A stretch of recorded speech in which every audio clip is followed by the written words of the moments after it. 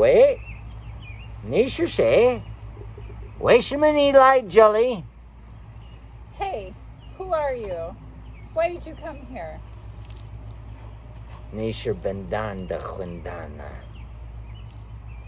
You are a stupid asshole.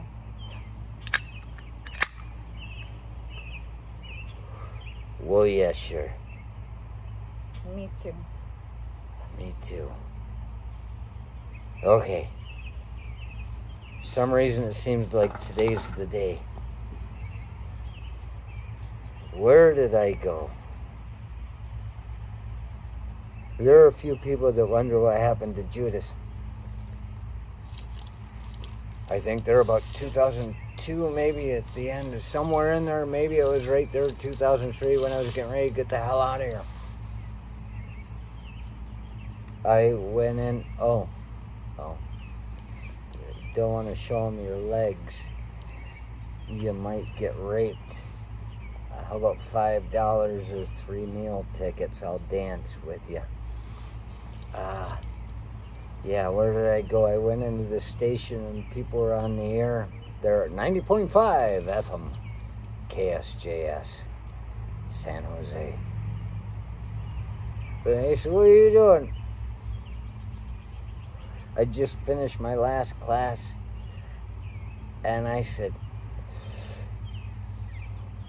they won't have Judas to kick around anymore. I was done with it all. And I was working parking lot striping. I did my Dick Nixon impression, Tricky Dick. They won't. After Kennedy kicked his ass in that ugly fucking debate, he said he'd had enough. Dick Nixon, Richard Nixon, Tricky Dick. He said they won't have Dick Nixon to kick around anymore. And I quoted him. I said, that's it for me. I finished what I was supposed to do to get my degree. And then I was working parking lot striping. And then I said, I got to get the hell out of here.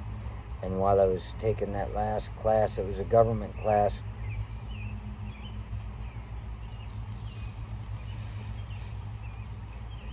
And it was at Mission College.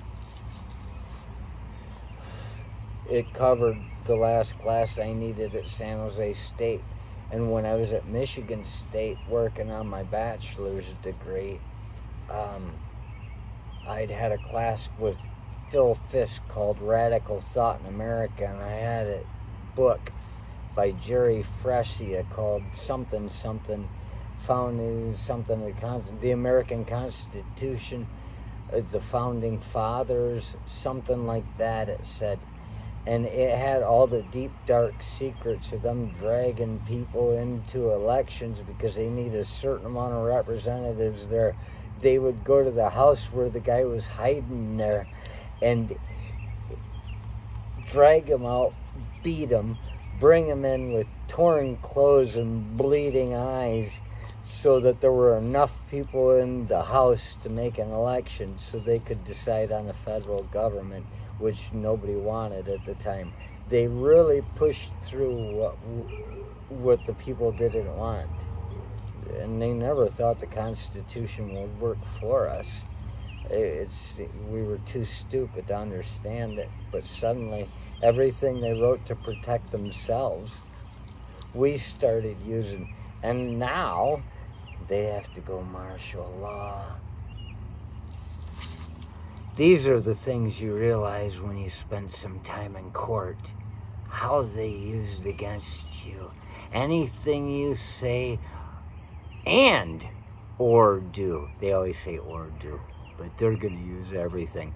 Anything you say and or do will be used against you. That's an interesting thing. You don't have to say anything.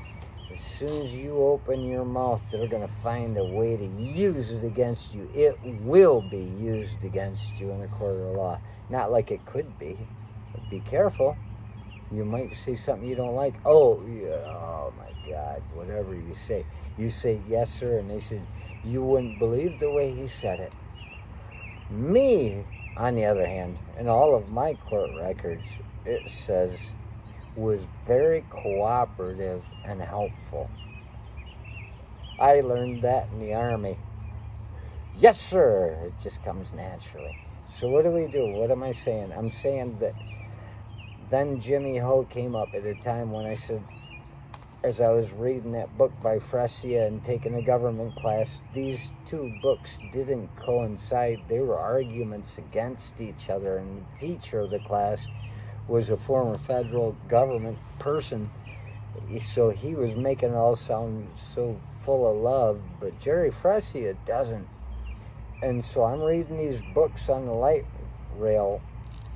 I didn't read it when I was in Phil Fisk's class because I rarely do the homework, but I always read it afterwards because I figured I paid for it. It doesn't matter what my grade was, I'm still educated. So I was reading those things at the same time, and I was just like, oh my God, America, love it or leave it. And the reason I stayed away from politics proved itself at that moment. I hated this place, and I needed to leave. And I watched the airplanes out the window and wondered, where are those people going? And within 2 weeks, Jimmy Ho called me and said, I'm in town, going back to China in 10 days. I'm here for a funeral, a wedding, same thing. And he said, I'm going back in 10 days, come with me. I said, let me think about it.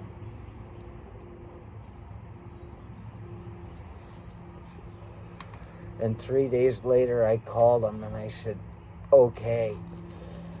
And I hauled my stuff off in secret out of my apartment. And I was gone within a week. It was probably the first time I've ever actually been running away from something. People always accuse me of running away from something. I said, no, I'm running to something. But this may be the one time that I was running away from something. I had to get out of here. And so a week later, I was in Hong Kong going, what the hell is going on? Then I was in mainland China within a day. And you don't have to buy your visa in America. That costs you a lot of money. Just show in Hong Kong, they let you sit there for 90 days, whether you've got a visa or not. But it only takes you half a day to get one. They just give them away. And you go into China, and you go into China, and into the mountains of Tibet, and you just disappear, and China is lawless. Where did Judas go? Wow.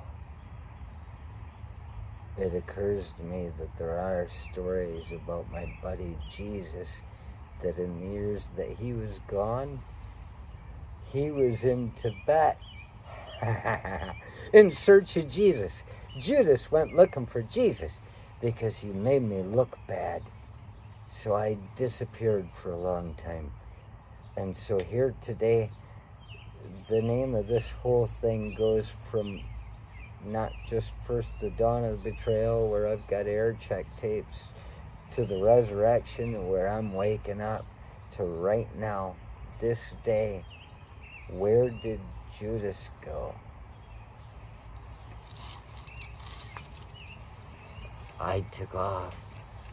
I went to Tibet. I saw the North Pole by mistake. And I'm back.